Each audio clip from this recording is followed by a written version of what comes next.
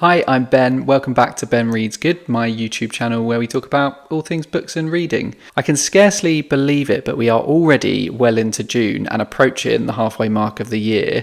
And it is that time of the month where I remind myself that I definitely need a haircut, but also where I let you in on what I've been reading in the last month and what I thought of those books. I've got 7 books to talk to you about today, although 4 of them have featured in other videos. 2 are in the Women's Prize reading vlog that I did a couple of weeks ago, and then I've got an upcoming reading vlog where I went on holiday to Ireland, and there's a couple of Irish fiction books in the mix here. I will still tell you about all of these books, but I will link the videos that are already out in the description box below, which is just below the like button, just saying. But I do appreciate that the vlogs can get quite long, and so this will probably be a snappier way to find out what I thought of those books. Anyway, shall we get on with the books? Yes, I think we should. And the first book I read this month was one I was pretty excited to get to, not because I was expecting it to be a book I loved, but because there's been so much discourse about it on booktube, mainly because of its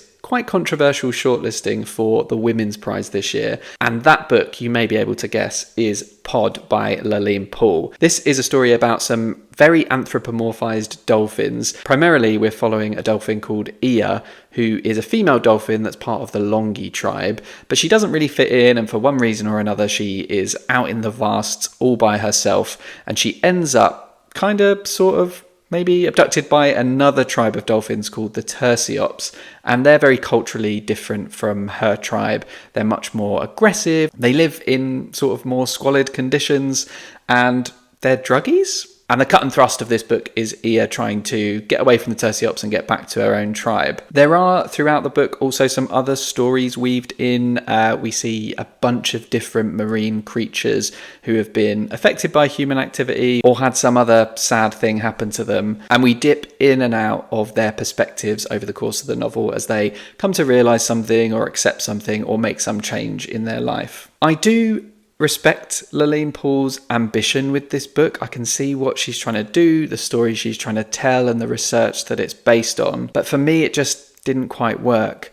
It read a lot like fantasy, and to be honest, not particularly sophisticated or accomplished fantasy. It is a book that is unrelentingly bleak, and I don't have a problem with bleak. I read a lot of books that are sad, and I quite enjoy when they make me feel something, but I wasn't massively invested in these characters, and so I didn't really feel much as bad things happen to them. What I have more of a problem with, though, is the unbelievable amount of sex in this book. I actually went to a book event last week for the launch of Octavia Bright's memoir, This Ragged Grace, and as part of the conversation she was having, she made this really interesting point about the difference between eroticism and pornography, where eroticism is a little bit more suggestive while pornography is a little bit more explicit, and there is a place in writing and literature for both of those things, and sometimes you don't need to be either of those things.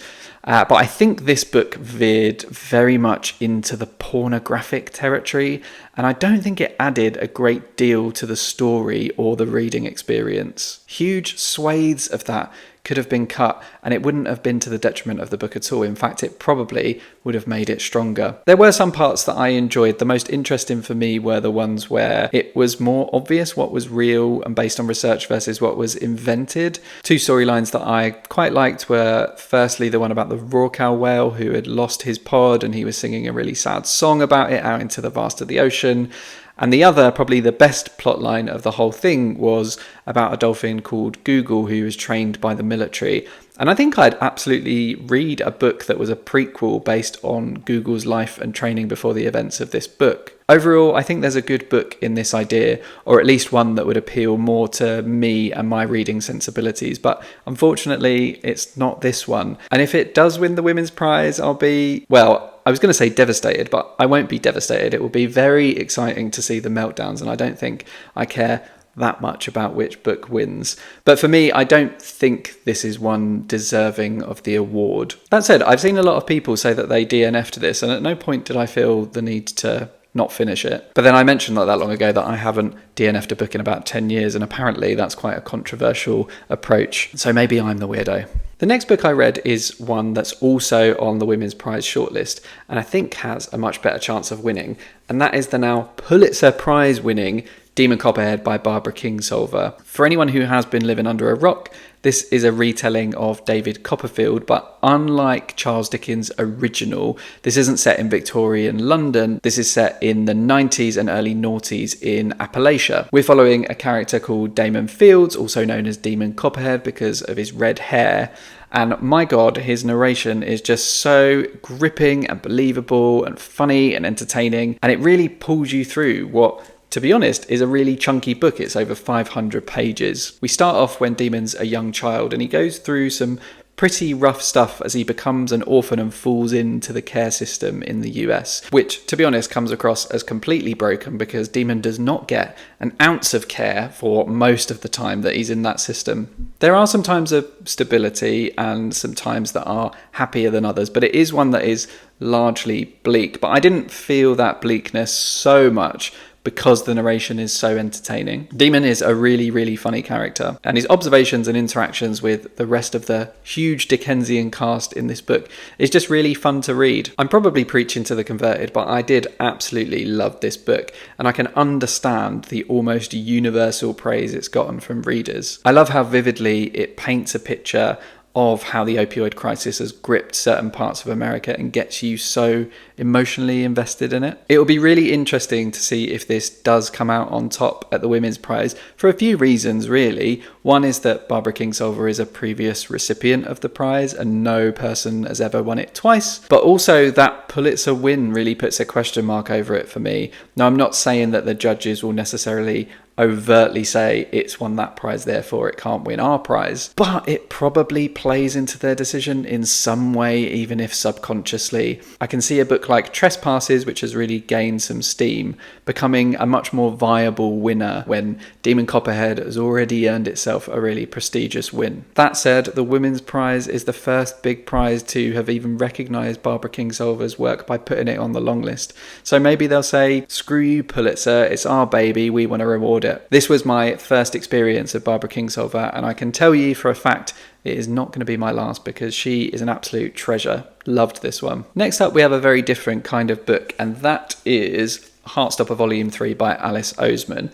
I don't know whether to call this a graphic novel or a comic. Oh, I've just found a bookmark in here, and that makes me wonder if I've actually finished this, but I'm pretty sure I have. I felt like there was closure by the time I closed this book.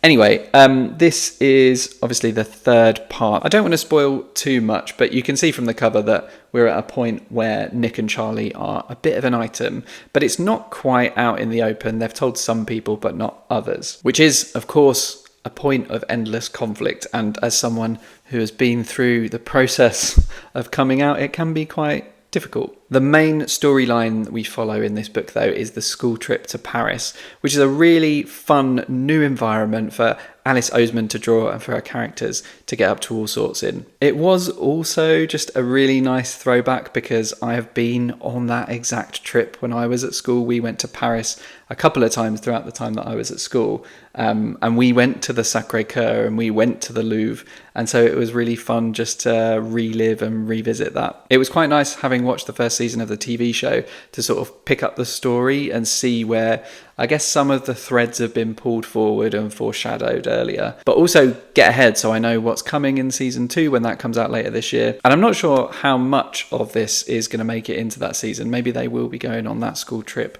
or maybe it will just be the build up to it. It is, as ever, pretty heartwarming. Everyone's very nice and supportive to each other. There's very low stakes conflict, and I don't mean that to minimize what can be quite difficult and traumatic periods in your life, but there is something very cozy about it. And even when things get at their most difficult for these characters, you don't feel them in particular peril. There are some heavier themes that it starts to explore around eating disorders in this book, so that's worth knowing before you go into it. But I think it's pretty well handled and it's quite gentle still despite the heavy topic. If there's one thing I would maybe criticise this book for, is just that it feels like every single new character introduced has the capacity to be gay. It veers into not feeling very realistic at times. If you've read this, you probably know what I mean, and maybe you think I'm being unfair, but that's my only criticism. I do have volume 4, and I know that there's a 5th volume coming out in November, so I'm excited to just carry on with this series. It's a really nice, cozy little read, and I don't have much of that in my reading life. Okay, with the next book, we're back to serious adult business, and I read The End of Nightwork, which is the debut novel from Aidan Cottrell-Boyce.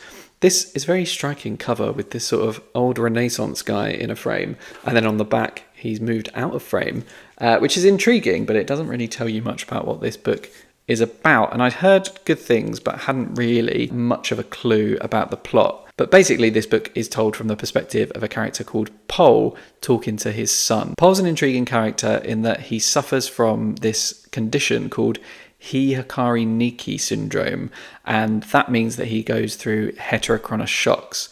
Now, if that made any sense to you at all, then you have already read the novel, because it is utter gibberish otherwise. But what it means is he has this hormonal or genetic condition that means rather than aging normally like we all do, where every year you become a year older, his physical age is actually pretty fixed, and he instead goes through these really extreme growth spurts where he might age like 10 or 20 years overnight. Sounds a bit sci-fi, but the book isn't sci-fi in the slightest. It's kind of a speculative or sci-fi device used in order to explore quite philosophical ideas. And it is certainly a novel of ideas. It's really deep and reflective, and I think there is a lot of philosophy that underpins this book, even though I'm not familiar with much of that philosophy myself. But at the same time, it's really strangely readable. You won't at any point be reading this and be confused because you haven't got a PhD in metaphysics.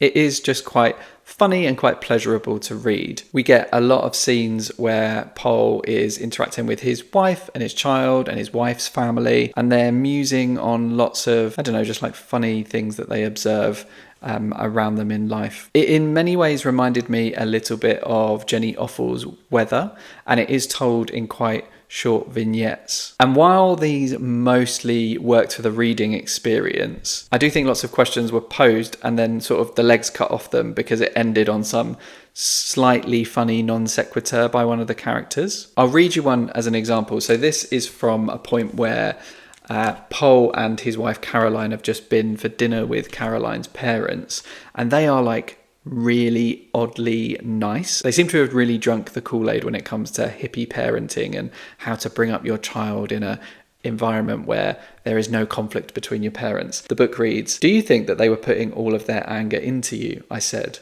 "That you were feeling all of the anger that they felt they couldn't express themselves to one another?" "I don't know," Caroline said, her face getting warm. "That just sounds a bit science fiction-y to me." And so it's kind of amusing, but it doesn't really explore the idea that deeply. And you get that again and again. I think on the whole, it works. It builds up to this sort of patchwork of ideas.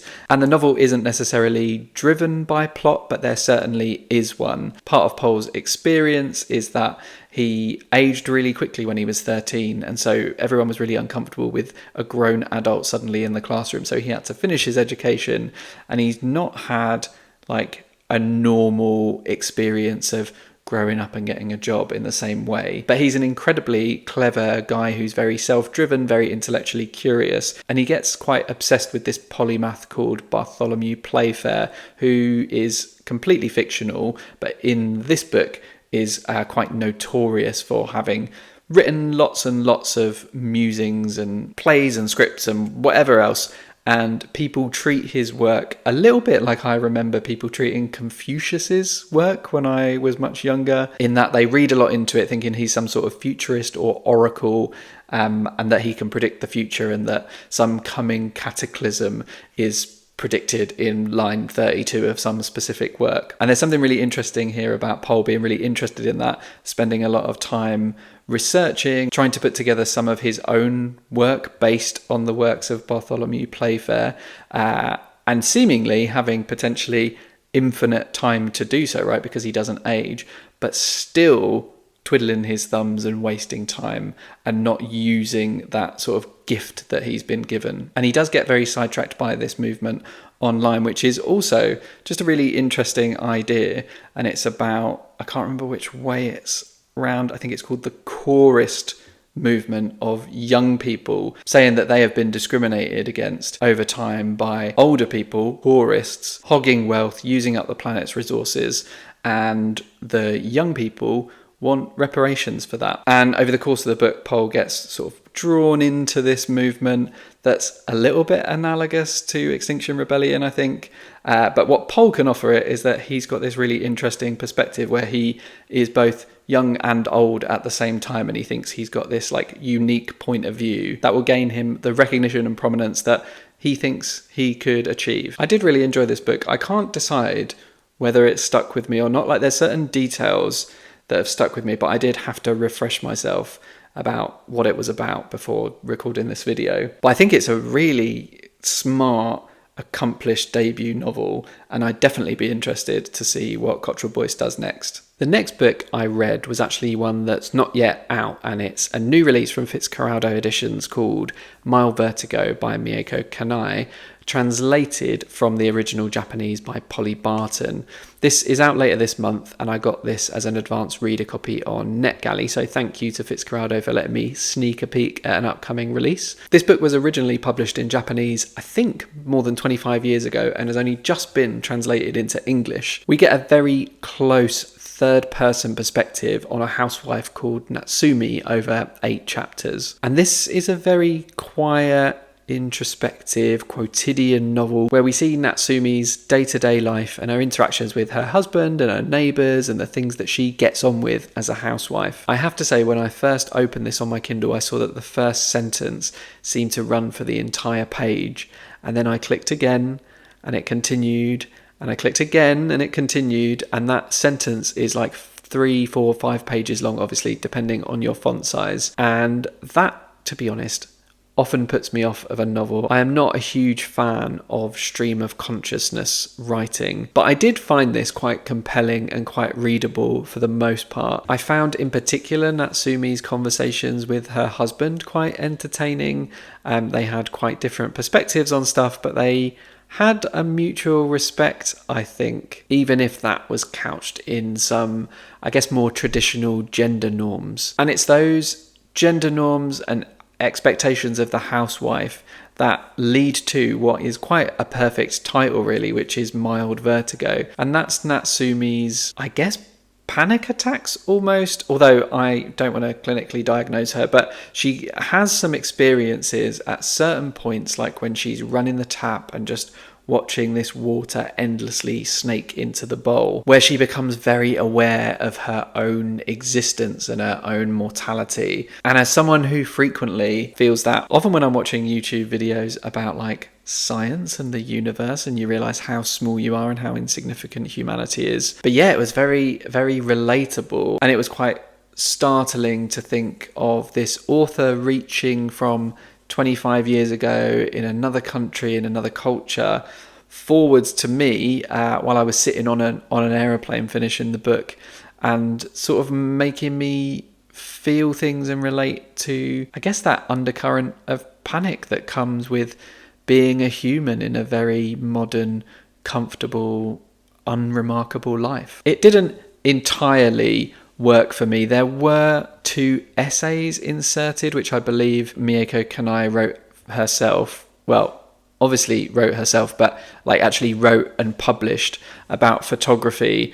And those, I think, dampened the experience of the novel for me, because I'm not particularly interested in it, and I wasn't sure if the photographer was real or fictional. I think they were real, but yeah, I just glazed over a little bit. I didn't particularly want to read those parts, and I was looking forward to getting back to the story. It is almost entirely plot absent, so don't turn to this if you're looking for plot, but it is very beautifully translated. I actually did not realize that Polly Barton was a translator. She is an author of some non-fiction books for Fitzcarraldo, most recently Porn and Oral History. Can you believe that's the second time I'm talking about porn in this video? Thank God I'm not monetized, because I would probably be demonetized at this point. But yeah, it must have been a real challenge to translate such intricate, looping, sprawling prose into something that feels like it could have been written in English today. It feels very fresh and modern, and Barton's done a really stellar job with this. The next book I read was Panenka by Rónán Hession, and the reason I chose this, as well as the next book that I'll tell you about, is because I was going on holiday to Ireland and I wanted to read some Irish fiction, and I'd heard good things about this one. So this book's primary protagonist is called Panenka, although that's not his real name, that's a nickname. And a Panenka is actually a type of penalty that a player takes in football. And for any American viewers, I'm talking about soccer, not American football. We pick up with Panenka when he's 50 years old. I think it's about 25 years after his footballing career has ended in some sort of disaster, but we don't really know what that is or what happened or why he feels so downbeat about it. We come to him at a time in his life when he's 50 years old. He's long divorced from his ex-wife Lauren. He is suffering these horrible headaches, and he's got his adult daughter Marie-Thérèse and her son Arthur living with him. I was actually surprised that we got more perspectives than just Panenka's. It's told in this close third person, but it does jump in different chapters into the heads of different characters. And so we get Panenka's perspective, but we also get Marie-Thérèse's perspective, her estranged husband Victor's perspective. We get the points of view of some of the people who live in the town and come to Victor's bar. And it paints a picture of a place and a town as much as it does this singular character. And each of these characters are very much coming to terms with something over the course of this book. Panenka deals with some really difficult news in his life, as well as getting under the skin of and coming to terms with the blame he's been carrying on his shoulders for all sorts of things and all sorts of reasons over the decades. And what really unlocks this for him is when he meets a hairdresser called Elaine that he kind of falls into this, I guess, semi-romantic relationship with, but it's a relationship filled with kindness and understanding and mutual respect. It's a book that's very simply told, but it is quite touching. The subject matter can be quite heavy, but it's told with a lot of heart, with a lot of earnestness. And it's kind of weird to describe it as heartwarming or cozy, but it does feel like that. I really enjoyed this one, and you'll be able to see a lot more of my thoughts as I worked through the book in my reading vlog that will be coming out next week. Right, the final book that I read was Claire Keegan's Foster, and this is the second Claire Keegan book that I've read after Small Things Like These, which I can't remember if I read it last year or the year before. I think it was last year, and which, unpopular opinion alert, I didn't really love that much. I thought it was a bit too slight for the size of the story and could have been a much meatier, deeper novel, and maybe could have done without the male saviour thing. Anyway, we're not talking about Small Things Like These, we're talking about Foster, and I was very happy to give Claire Keegan another go because her writing was very beautiful, and I've got to say, I really liked this book. This tells the story of a young, I think, unnamed little girl who is dropped off by her father with her aunt and uncle in the countryside in Ireland, and she is to stay there for a summer because for some reason or other her family are struggling. They have a lot of kids, they've got another one on the way, and they can't really make ends meet, where her aunt and uncle have lots of space, no children of their own, and agree to take her on for a little bit. And I think what we get here is another weirdly heartwarming book. Like, there are definitely very sad elements to this, but there is so much love expressed, not necessarily overtly, but through actions and small intimate moments between the aunt and uncle and the little girl. There's so much subtext in this book, and I think unlike Small Things Like These, this is a novella that's sort of perfectly sized for the story it's trying to tell. I found it very touching, very profound, but also very bittersweet. And it's always very nice when a novel can, I don't know, make you feel something positive without being a sort of cutesy, everyone runs off hand in hand into the sunset kind of ending, you know? Maybe that makes no sense, but hopefully you can see what I'm trying to get at. But anyway, yeah, I think this has been turned into a film in the Irish language. So now that I've read the book, I can go and give that a watch. And I've never seen a film in Irish before, so very intrigued. And I will almost certainly now give Claire Keegan's work yet another go. If the rest of her work is as long as this, then it'll probably take about a day to get through her entire back catalogue. But yeah, that's it. Those are all the books that I read this month. Here they are, these 6 plus Mild Vertigo, which was on my Kindle. I'd say it was a pretty good reading month.